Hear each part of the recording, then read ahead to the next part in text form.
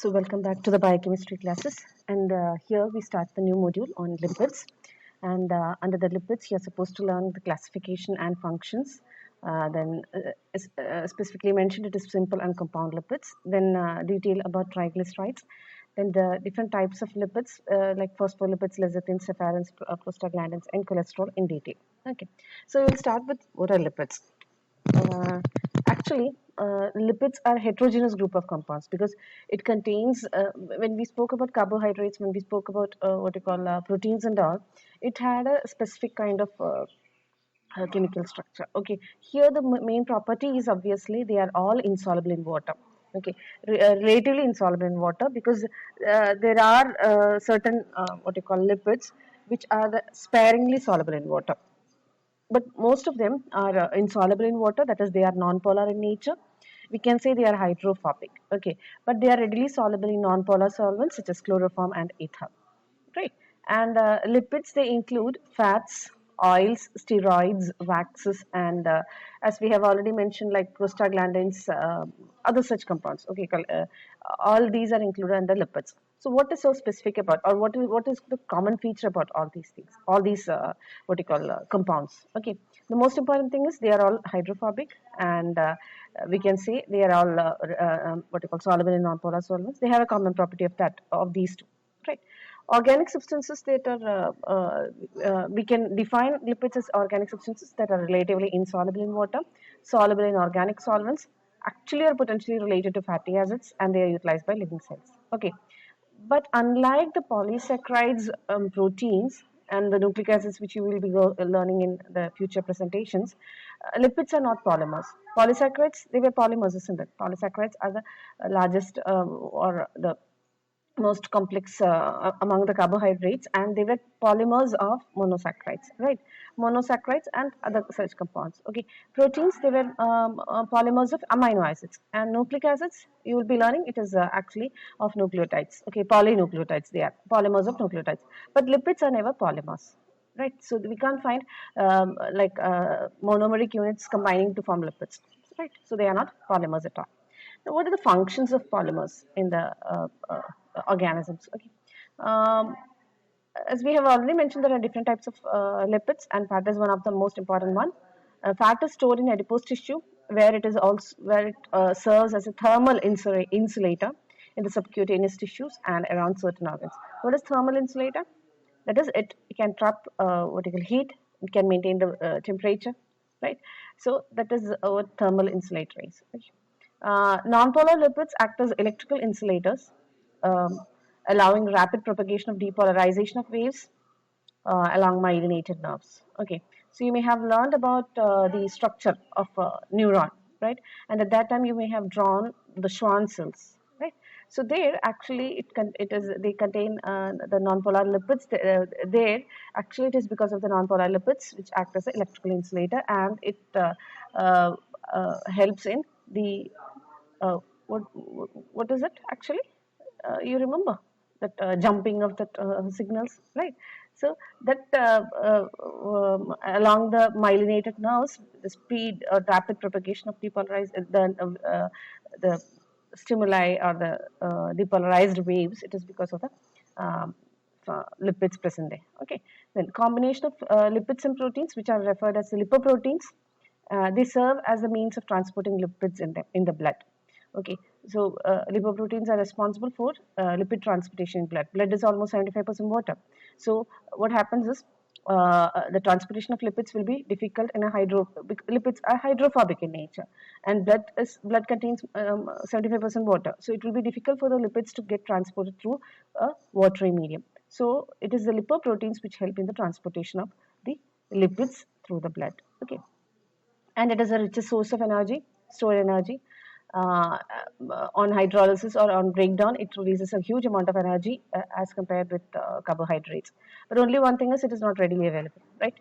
Steroid hormones, they are lipid in nature, right? The name suggests it is steroid, isn't it? Steroid is a type of lipid. So they are lipid in nature, and the testosterone or estrogen, they are all steroid hormones. Okay, corticosteroids from adrenal gland. So all these are steroid hormones, and they play a very important role in the uh, what you call smooth functioning of the various activities of the body. Okay, then lipids do have an important role in digestion, especially the bile. Okay, bile do have a role in the digestion of the lipids, and it play a very important role. Then we have already mentioned it is a stored energy. It is the fats and triacylglycerols. We'll be learning what is triacylglycerol, and these are actually important fuels in the body. Triglycerides, they store energy. They provide insulation to cells and aid in absorption of fat-soluble vitamins. Again, fat-soluble vitamins, it will be difficult for the, okay, which are the fat-soluble vitamins? It is A, D, E, and K, right? So these are the fat-soluble vitamins. For the absorption of them from the food, obviously what is needed, the triglycerides or the lipid is needed. Okay, and lipid is also a part of the membrane structure. You may have, when you have learned about the structure of plasma membrane, you may have seen the phospholipids, what is the role, cholesterol, it is present, what is the role, isn't it? So lipids also form the what you call membrane part of the plasma membrane structural framework. Okay, now what is the chemical composition? uh, Lipids, as such, we can say they are esters of fatty acids and alcohols. Okay, ester is formed when acid reacts with alcohol. Okay, acid in the sense COOH group. Okay, when COOH group reacts with OH, the alcohol, we get the ester. So lipids are esters of fatty acids. Now, what are fatty acids? Fatty acids, they are long chain aliphatic hydrocarbons with COOH at one end. Okay, since there is acid, it is COOH, right? So fatty acid, it is a long chain of aliphatic hydrocarbons. Long chain of you can see, this is one example. Okay, it is just C and H combinations, right? And at the end, there will be COOH, and there will be no branching. That is one thing. It's a straight chain of aliphatic hydrocarbons ending with a COOH group. Okay, so that is the what you call fatty acids. Now, alcohol is one which is having a OH group at the end, right? So here the most common alcohol in the living cells, it is glycerol. Okay, it is glycerol. So what you call a lipid, it is formed of glycerol plus uh, fatty acids. Okay, 1 to 3 fatty acids. Why so? Because glycerol, the structure is, you can see here, it is this one, CH2OH, CHOH, CH2OH. As already mentioned, how was ester formed? When OH reacts with COOH, right? So how many OH are here in glycerol? 3 hydroxyl groups are there, and hence 3 what you call ester bonds can be formed. Hence, we can say that what you call a lipid, it is formed of a glycerol molecule and 1 to 3 fatty acids. Okay, so we'll see in detail. Now, fatty acids, as already mentioned, they are straight chain monocarboxylic acid. Straight chain of hydrocarbons and ending in a single carboxylic acid. So it can be represented as CH3, CH2N times COOH. So the length of the what you call fatty acid, it may be different from one to the other. Another thing is the double bond. Okay, so we will see that in detail. Then it is an amphipathic molecule. Amphipathic means it can show the same molecule do have a hydrophobic and a hydrophilic end. Okay, that is a polar and a non-polar end. So you can see here, this do have this readily can combine with water. Okay, this is the polar end. Okay, and this is the non-polar end, that is, it is hydrophobic in nature. This is hydrophilic in nature. This is hydrophobic non-polar, and this is hydrophilic polar. Okay, so this is considered to be the head region, and this as the tail region. Clear? Okay, so we can say that it is amphipathic. That is the same, single molecule having both polar and a non-polar end. Okay, and polar end, it is the carboxyl group or COOH group, while the non-polar end is otherwise referred as a tail, and it is composed of hydrocarbon chain. Okay. Now, naturally occurring fatty acids, they usually they have even number of carbon atoms. Why? Because most of the fatty acids, they are synthesized from acetyl radicals. Acetyl radicals, in the sense, you know what is acetone. So acetyl radicals, it will contain two carbons. Okay, so it is composed of the naturally occurring fatty acids is composed of a smallest unit, we can say it is acetyl radical, that contains two carbons. So these many acetyl radicals are combined together to form a fatty acid. So what happens? It will contain multiples of 2, so it is usually even number of carbon atoms. Okay, and naturally occurring fatty acids have a number of carbon atoms ranging from 12 to 26. Clear, right? And the most common among them is of C16 and C18, that is fatty acid containing 16 carbons, and that of 18 carbon fatty acids. Okay, I hope it is clear. So we saw that fatty acids are straight chain monocarboxylic acid. It is a straight chain monocarboxylic acid without any branching, right? And it can be represented as CH3, CH2, or CH2 n times COOH.